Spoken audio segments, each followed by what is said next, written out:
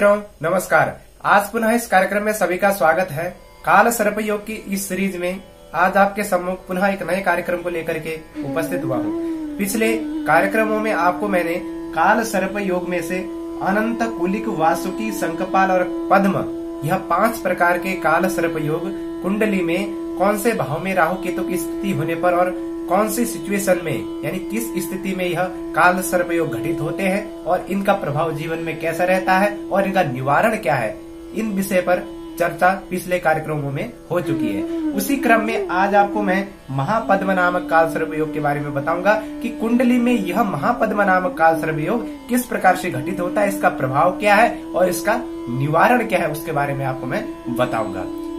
प्रिय मित्रों, काल सर्प योग का परिचय, काल सर्प योग क्या है, काल सर्प योग कौन से ग्रहों से बनता है, काल सर्प योग कैसे बनता है, उसको तो मैंने पहले कार्यक्रम में बता चुका हूँ और प्रत्येक कार्यक्रमों में बताता ही आ रहा हूँ। देखिए, यह महापद्म नामक काल सर्प योग छठा काल सर्प योग है, जिसमें से अनंत नामक काल सर्प योग लग्न में राहु, सप्तम भाव में केतु होने पर, उसके मध्य में सारे ग्रह आ जाने पर बनता था।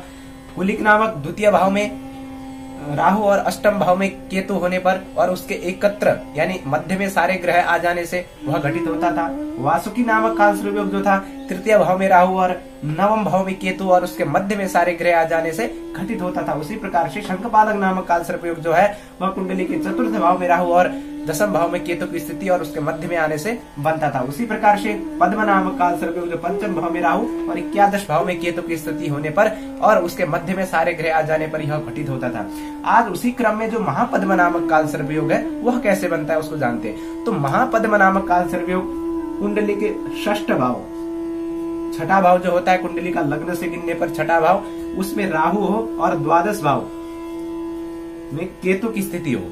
यदि किसी भी जन्म पत्रिका में छठे भाव में कुंडली के राहु बैठा हो और 12वें घर में केतु होगा, क्योंकि समसप्तक रहते हैं, यहाँ 180 डिग्री में रहते हैं। छठे और 12वें घर में राहु केतु का संबंध हो, राहु छठे घर में हो, केतु 12वें घर में हो, उसके एकत्र यानी एक ही तरफ साथ में भी नहीं बैठे हो। मैं सभी कार्यक्रमों में आपको बताता ही आ रहा हूँ कि राहु केतु के साथ में भी कोई ग्रह नहीं होना चाहिए, यानी छठे घर में भी कोई ग्रह ना हो, 12वें घर में भी कोई ग्रह ना हो, तो एक ही तरफ हो सारे।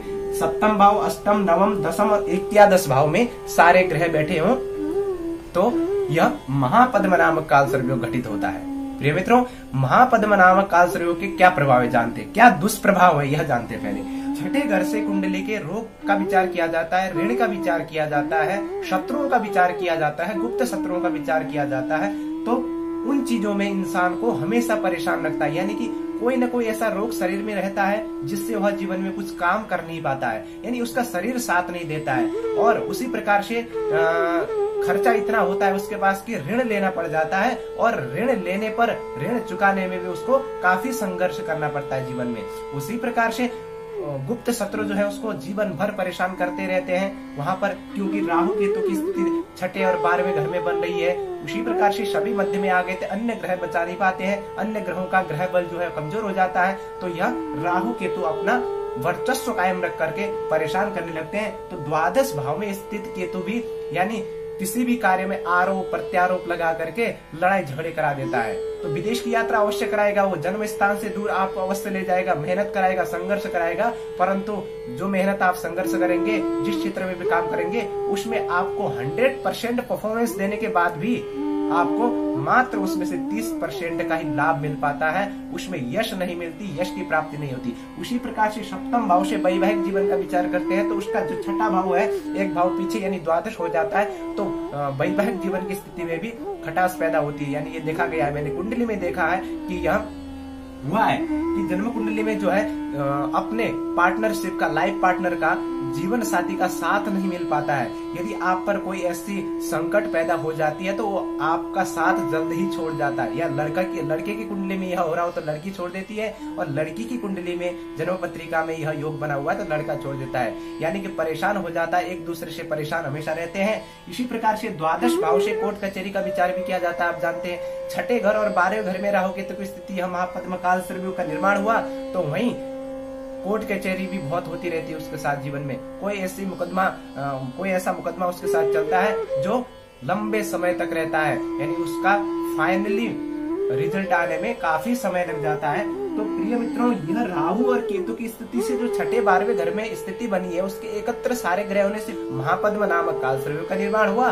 तो यह महापद्म काल सर्प योग से एक फायदा भी है कि छठे घर में राहु और 12वें घर में, छठे घर जो होता है, छठा कुंडली का त्रिक भाव कहलाता है, इस पे पाप ग्रह बली होते हैं। यानी कोई ऐसी सिचुएशन 100 में से 10% ही मैंने देखा है कि ऐसी सिचुएशन आती है, राहु केतु के द्वारा बना हुआ काल सर्प योग में से अंदर कोई भी लग्नेश जो है कुंडली का, प्रथम भाव का जो स्वामी अधिपति है, कुंडली में तो हल्का सा भी बली हो गया तो ये राहु अच्छा प्रभाव देने लग जाता है। यहाँ पर रोगों से, ऋण से तो अवश्य रहेगा ग्रसित, परंतु उससे निजात भी वह ले लेता है। बीच बीच में वह उसको भी सही हिसाब से हैंडल कर लेता है और फिर हो जाता है वही हाल।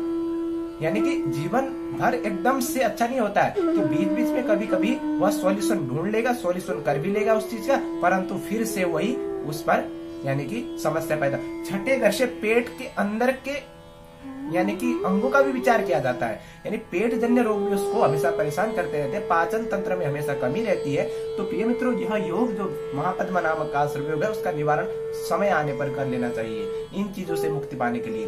तो छठे घर में स्थित राहु की 5वीं दृष्टि जो कर्म स्थान में पड़ेगी, कार्य क्षेत्र में, जिस क्षेत्र में भी आप कार्य करेंगे उसमें कोई ना कोई बाधा आती रहती है। आप टेंशन में रहेंगे, आप मानसिक तनाव में रहेंगे हमेशा कि ये काम कर रहा हूँ, इतना मेहनत कर रहा हूँ, फिर भी मुझे यश नहीं करते, मेरे से अच्छे से नहीं बोलते हैं ये लोग, फिर भी मुझे टोकते रहते हैं, कुछ ना कुछ मुझे समस्या आती रहती है, ये आप सोचते रहेंगे क्योंकि कार्य क्षेत्र में बाधा डालेगा, दखल अंदाज करेगा। तो उसी प्रकार से जो एक केतु की 5वीं दृष्टि है, चतुर्थ भाव में पड़ेगी, भूमि, भवन, वाहन, मातृसुख इत्यादि हर प्रकार का सुख, जीवन में मिलने वाला भौतिक सुख, उस पर पड़ेगी जो दृष्टि, तो वहां पर भी इन चीजों में कमी लाएगी। आपके पास पैसा बहुत होगा, आप उस पैसे को सही जगह पर नहीं लगा पाएंगे, यानी खर्चा आपका अधिक बढ़ा देगा, यानी दूर दूर की यात्राएं कराएगा, यात्रा करा के भी आपको परेशान रखेगा। तो मित्रों, यह काल सर्प योग का निवारण कोई भी पाप ग्रह जैसे सूर्य हो गया, मंगल हो गया, शनि हो गया, अब राहु केतु तो है ही, ये 3 ग्रह सूर्य, मंगल और शनि, इनकी दशा में इनका जब अंतर आता है, अंतर दशा आती है इनकी, या इन्हीं की दशा चल रही हो, तो इस काल सर्प योग का निवारण करने का सबसे अच्छा समय होता है। इसका निवारण के लिए राहु केतु का जो मंत्र संख्या है, राहु और केतु का, उनका जाप करा करके विधिवत रूप से उनका दशांश हवन, मार्जन और तर्पण अवश्य करा लेना चाहिए किसी तीर्थ स्थल में जाकर के। तो एक महा उपाय आपको मैं बताता हूँ, जिसको यह महापद्म नामक काल सर्प योग जन्म कुंडली में हुआ है, वह एक कच्चा नारियल, जटा नारियल जिसमें पानी होता है वह, और कुछ कोयले यानी कि आग जले हुए कोयले होते हैं काले वाले, उनको ले जाकर के किसी नदी के किनारे में जाकर के उनको शनिवार के दिन या बुधवार के दिन वह उनको जल प्रभावित करे। यानी कि यह कंटिन्यू करते रहे, या एक दिन करना चाहे तो या बुधवार को ही करे या शनिवार को। शनिवार को सबसे बेहतर रहेगा, शनिवार को, हर शनिवार को वह करते रहे, कम से कम 1 साल तक करें। एक जटा नारियल और कुछ कोयले ले जा करके प्रभावित करें और वहां से राहु देव से प्रार्थना करके लौटे। तो इससे क्या होगा कि राहु और केतु का प्रभाव कुछ कम हो जाएगा।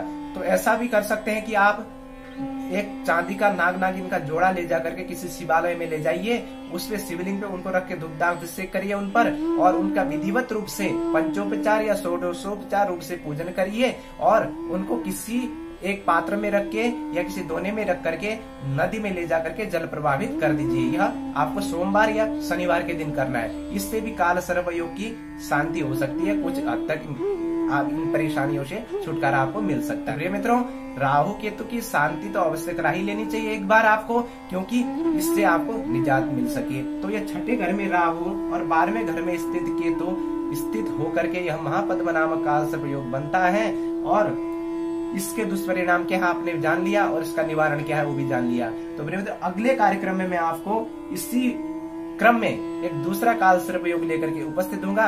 6 प्रकार के काल सर्प योग हो चुके हैं, अब 6 प्रकार के काल सर्प योग बचे हुए हैं, जो 7वें घर में राहु और लग्न में केतु स्थित होने पर होता है। वह क्या है अगले कार्यक्रम में जानेंगे। कार्यक्रम में कैसा लगा, अच्छा लगा तो लाइक, नीचे कमेंट बॉक्स में अवश्य बताएं अपनी प्रतिक्रिया, और जो सुझाव है वह भी आप पूछ सकते हैं नीचे, उसका उत्तर मैं अगले कार्यक्रम में देने का प्रयास करूंगा आपको। तब तक के लिए इजाजत दीजिए, नमस्कार।